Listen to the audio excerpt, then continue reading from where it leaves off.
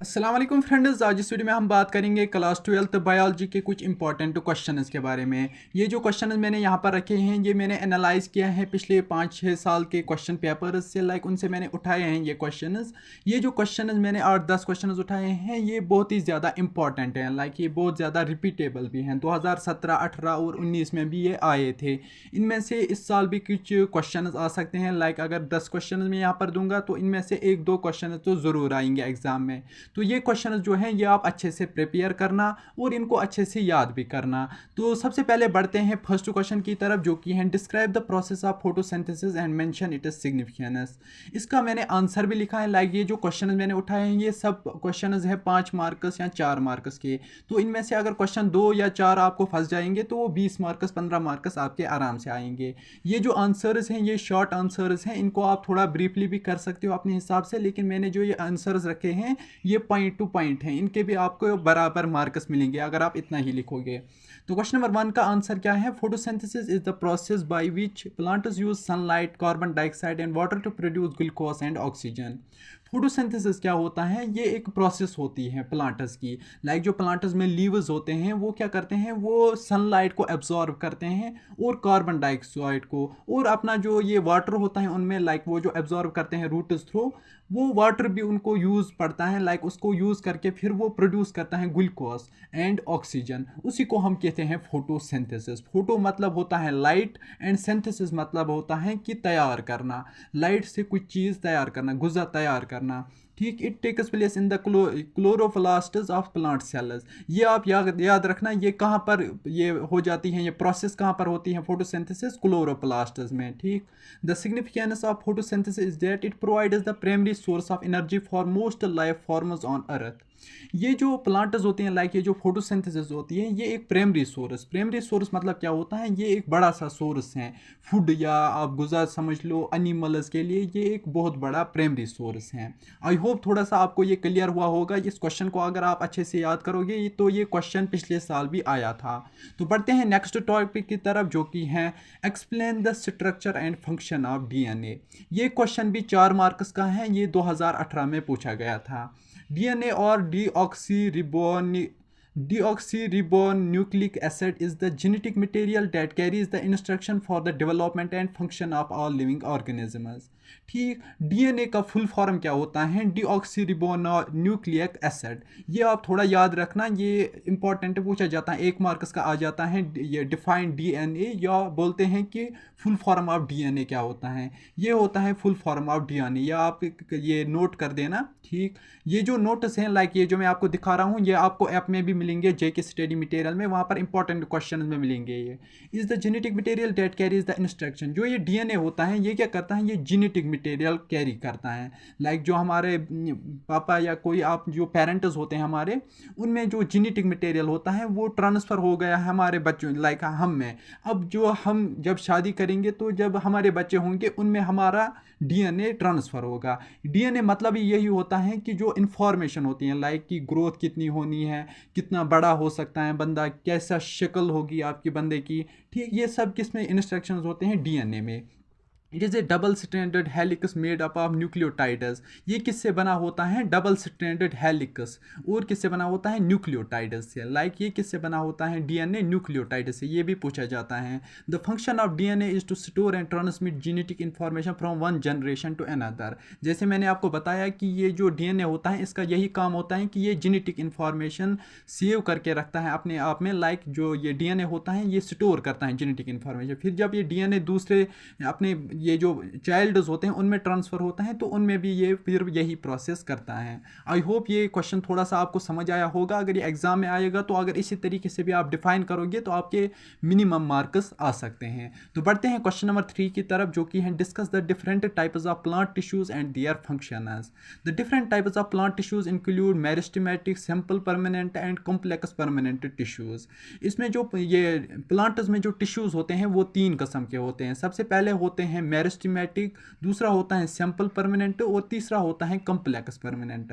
अब मेरिस्टेमेटिक क्या होता है? Meristematic tissues are responsible for growth and differentiation. जो मेरिस्टेमेटिक टिश्यूज होते हैं ये किस लिए रिस्पॉन्सिबल होते हैं? ग्रोथ के लिए। लाइक जो प्लांट की ग्रोथ होती है उसके लिए मेरिस्टेमेटिक रिस्पॉन्सिबल होता है।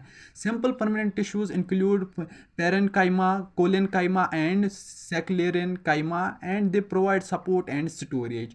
जो ये होते हैं सिंपल परमानेंट, ये क्या सपोर्ट देते हैं? पहले तो ये पेरेन्काइमा देते हैं और दूसरा collenchyma and sclerenchyma.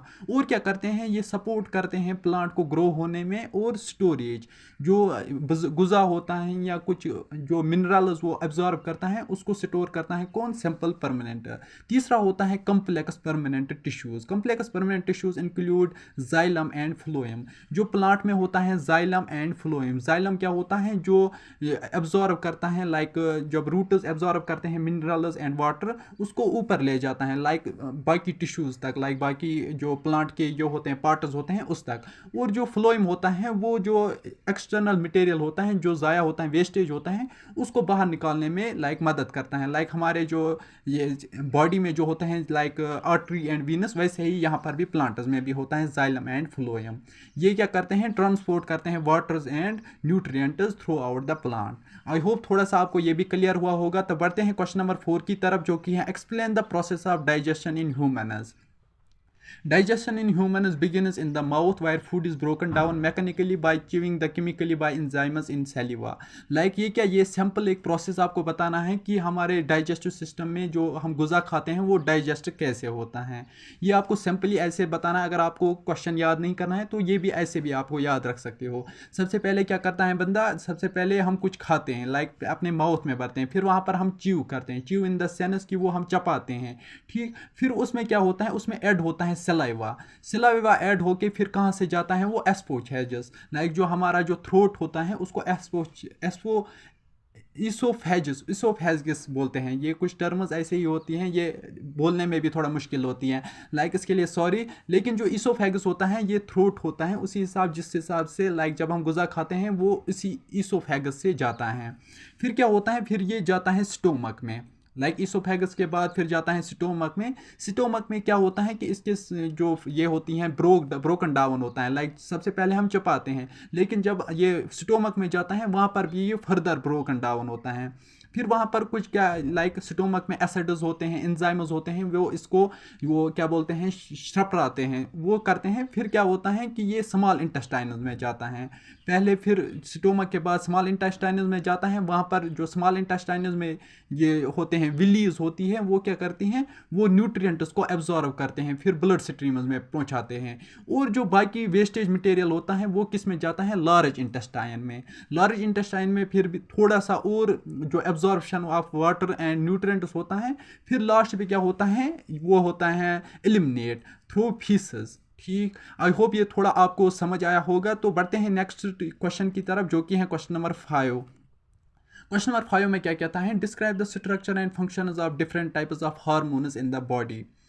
Hormones are chemical messengers that are produced by the endocrine glands and are transported through the bloodstream to target cells throughout the body. जो हार्मोन्स होते हैं ये एक किस्म के मैसेंजर्स होते हैं हमारी बॉडी में। लाइक ये क्या काम करते हैं? ये हमारे जो ये ब्लड स्ट्रीम्स में होते हैं, जो सेल्स होते हैं, उनको ये पहुंचाते हैं एक जगह से दूसरी जगह तक। They play a role in regulating a variety of psychological processes. Like क्या होता है, अगर आप एग्जाम्पल एक ले लोगे तो जैसे हम कुछ सोचते हैं तो हम सोचेंगे कि हाथ को ऐसे ऊपर करना है, तो वो हाथ ऐसे ऊपर जाता है। वो किस वजह से जाता है? वो इसी हार्मोन्स की वजह से जाता है। लाइक जो सेल्स होते हैं ब्लड में, वो सेल्स कैरी करते हैं यही इंफॉर्मेशन कि इसको क्या करना है, लाइक क्या काम करना है आप, such as growth and development, metabolism and reproduction. और किसके लिए ये हार्मोन जरूरत आते हैं? सबसे पहले आता है ग्रोथ एंड डेवलपमेंट, दूसरा होता है मेटाबॉलिज्म एंड तीसरा आता है रिप्रोडक्शन में भी ये जरूरत, ठीक। बढ़ते हैं नेक्स्ट क्वेश्चन की तरफ, जो कि है एक मिनट, नेक्स्ट क्वेश्चन है हमारा, explain the process of respiration and mention it is significance. ठीक, अब बात आती है रेस्पिरेशन की कि रेस्पिरेशन की प्रोसेस क्या होती है। Respiration is the process by which cells break down glucose to release energy. It takes place in the mitochondria of cells and involves a series of chemical reactions that convert glucose and oxygen into carbon dioxide, water and energy in the form of ATP। ठीक, ये respiration किस में आप बोल रहे हैं, ये इंसानों में नहीं, लाइक ये प्लांट्स की रेस्पिरेशन के बारे में ये क्वेश्चन है, लाइक ये बॉटनी का क्वेश्चन है। इसमें क्या बोलता रहा है ये कि आंसर में जो सेल्स होती हैं, लाइक जब ये ग्लूकोज रिलीज करता है, लाइक इन ये जब फोटोसिंथेसिस होती है प्लांट में, उसमें जो ग्लूकोज तैयार होता है वो किस में तैयार होता है, माइटोकॉन्ड्रिया सेल्स में। And involves A series of chemical reaction that convert glucose and oxygen into carbon dioxide, water and energy in the form of ATP. जो ये माइटोकॉन्ड्रिया होता है इसका क्या काम होता है, ये जो होते हैं ग्लूकोज एंड ऑक्सीजन, जो वो ग्लूकोज बनाता है प्लांट, उसको ये कन्वर्ट करता है किस में, carbon dioxide, water and energy में, in the form of ATP. The significance of respiration is that it provides energy for cellular processes and is essential for life. ठीक, ये प्लांट की लाइफ के लिए नेसेसरी होता है, लाइक एसेंशियल होता है। आई होप ये क्वेश्चन भी आपको थोड़ा समझ आया होगा। तो बढ़ते हैं नेक्स्ट क्वेश्चन की तरफ, जो कि है describe the different types of ecosystems and there characteristics. इसका क्या आंसर है, the different types of ecosystem include terrestrial, aquatic and marine ecosystem.